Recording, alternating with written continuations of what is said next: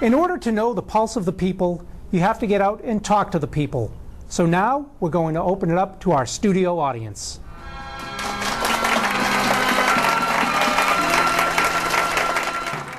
Good morning, Mayor. My name is Andy Sell, and I feel you are to be commended for as active a person that you are within our South Lake community. And I know there's a lot of events and groups you support. Is there any particular event that you really love to attend? Actually, I donate my pay, and I did that from the first day I started office. And the reason I did that is because I feel if I didn't win, I wouldn't get it. And if I win, I shouldn't get it. So I donate it. And I do the wine gala, and I've done that every year. I actually did the hospice. I have donated to HERD. Whenever somebody calls, we usually write a check. So when anybody calls, I just say, okay, where do you want me? And if I can make it, I try to. And I probably 9 out of 10 times I make everything. Good morning. Cookie Whitehead, and you and I have gone round and round. I want to commend you because as a longtime resident, Minneola was just a little town that nobody even knew. The only thing that you knew is you don't speed through there. And that was all it was known for. Now, since you have become mayor, Minneola has actually become quite a news-making city. Where do you see it in 10 years? I know that the Turnpike connection will be coming in. There's a lot of improvements. You've got a high school coming in. Where do you see it in 10 years from now? Well, in 10 years, it's probably not going to scratch the surface. In 20 years, I see 50,000 people, Turnpike entrance, a commercial center. We have 1,600,000 square feet of industrial. As I said, we'll have Sugarloaf Mountain. I see great things. We are doing the infrastructure. We got hit pretty hard. We planned the solar plant 15, 20 years ago. And we bought the land and we did everything right. Right now, we have the opportunity to have 7 school sites in the city of Minneola in 10 square miles. We went from 4 to 10. But I can tell you, 50,000 people, Turnpike entrance, and quality of life, that's the key. And I think we can do all those things. Yes, I get criticized all the time for out-of-the-box thinking, but at least I'm thinking. If you do nothing, nothing will happen. Somebody said, "What? How come you were listening to Mayor Karate and you were drawing?" Well, because I'm thinking about what I want to do next. Sorry, that's what I do. And I asked him a question, and when we got done, they said, "Well, he didn't answer the question." Because that's what they do. I mean, at least I answered the question. If you like it, yes or no. But I think Minneola is going to be incredible. We're not going to have the box stores of Claremont. We're not going to have the retail of Claremont. But we're going to have a downtown center.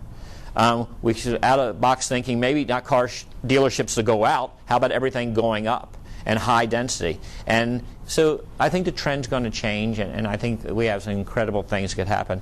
And either way, I've been criticized for some of my ideas, but either way, if I'm in office or out of office, I still have my heart in Minneola. Thank you. 2 quick issues, Mayor. Unit government, can you explain that just a little bit more?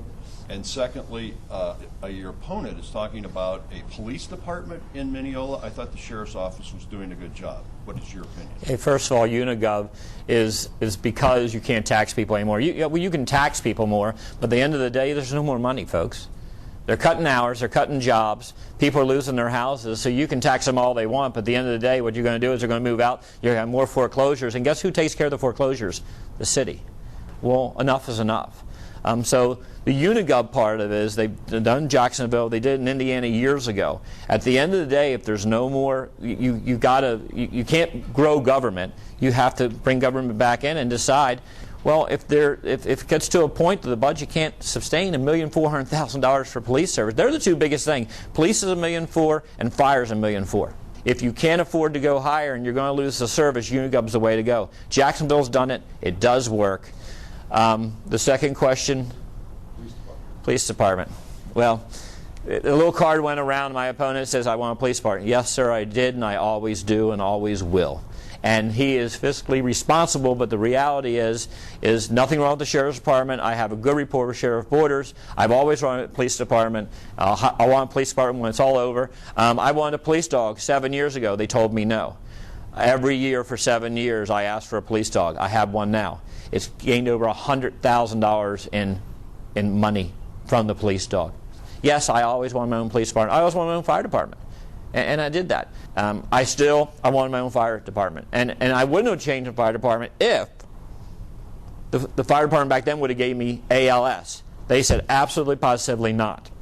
And they want advanced life support. They want a basic. Well, now all the county has advanced life support. Go figure. And I want a police horse, and the sheriff knows that. I want a horse. Policing now is, right now they'll be driving down the street, and do they stop and roll down their window and say, hey, good morning, how are you? No. If you look at the police, they're going to cut the police horses in city of Orlando and Orange County. Well, now they're doing more arrests than the other guys are. Why? Because they don't want to lose their job. And two, that's how you do policing. I can go around the corner with a horse and be there and catch the drug guy. So they do work, and I think they would be a good, if I got a police horse, I think I'd be calm for a while.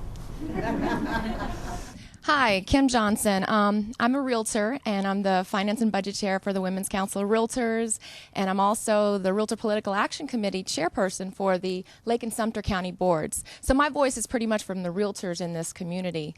Obviously, we've been hit really, really hard by this housing crisis, but one of our primary concerns is the rampant inventory of vacant homes. A lot of the other cities have already implemented higher permitting fees and responsibility going to the banks to make sure that these vacant properties are taken care of. Is Minneola going to start implementing that, and are they going to use the proceeds like other cities to be able to improve things? Well, I saw, as a matter of fact, I saw a homeowner association the other day put $4,000 on a home that was in foreclosure. They tagged it onto the thing. It's not a bad idea. I can tell you that banks are very inconsiderate of cities and could care less. And the problem of the process takes so long. As a city, we really can't go on private property. We can't. We have to go through a process. As a homeowner association, same thing. You have to go through this long process. So there has to be something done, but again, when is enough? Because at the end of the day, it's going to go to the consumer who's going to pay for it. I'm a dreamer, and at the end of the day, the dream is you know what? You won't have MLS for Minneola. You'll have a waiting list and say, yes, ma'am, we'll put you on there. And then that makes a difference. House values will come in. I don't care what kind of house you have. If you have the worst house in Minneola, if we have a waiting list, that'll be like gold.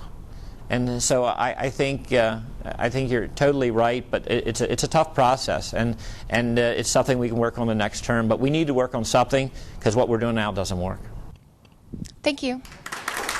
Now, we wish you well in your run for mayor.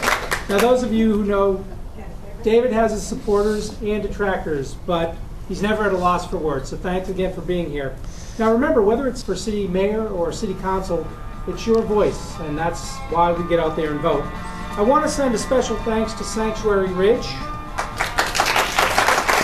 Salt Lake Kiwanis Club, Darlene Miziano for the much-needed makeup this morning. Also, Bonnie Himony, who's inside, who's helped us out today. Thank you, Bonnie. And everyone who's made this production possible, especially Mark Fagan and Rome Corvin, here with Dynamic Media Services, and we thank them really a lot for their help today. Thank you, everybody, and we appreciate you being here.